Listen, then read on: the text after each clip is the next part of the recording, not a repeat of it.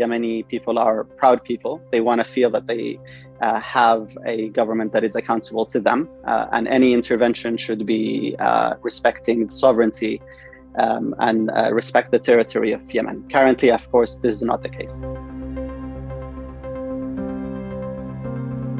The UAE intervention in South Yemen have had its share of human rights violations. They have established a network of secret prisons in south of Yemen. These does not fall under the umbrella of the Yemeni judiciary.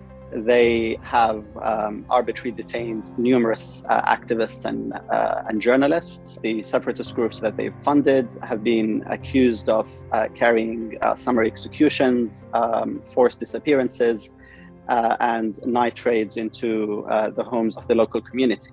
That by itself has created anger directed partially rightfully towards the separatist groups, but also towards the UAE. The fighting inside the Shabwah have led to several civilian casualties. The ongoing environment is just an environment of what they could call is lawlessness, because all of those forces do not abide by the current and existing Yemeni law.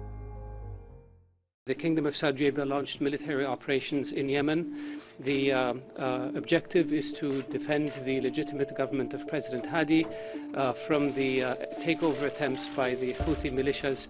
In 2015, the Saudi-led coalition formed a coalition consisting of many different countries. The main partner of Saudi Arabia at that time was the United Arab Emirates. Now, the United Arab Emirates did lead several of the major battles inside Yemen against the Houthis.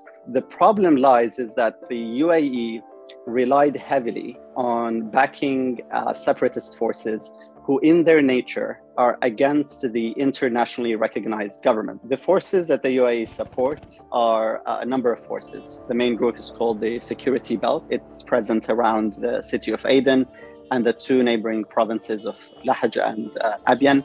Created another group, Shabwah Defense Force, and it supports also another Salafist group, the Giants Brigade.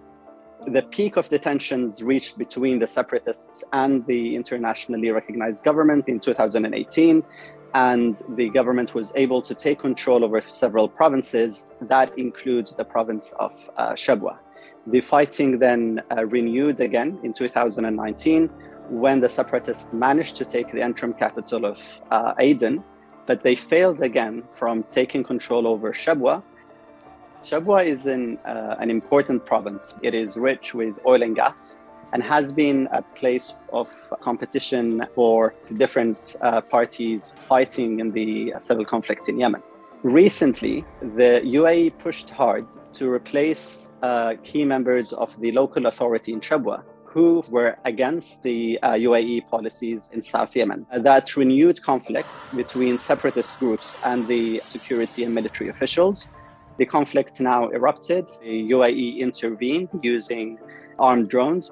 In the images that have surfaced in the recent fighting, they have shown them driving the armored vehicles that they've got from the UAE on the Yemeni flag.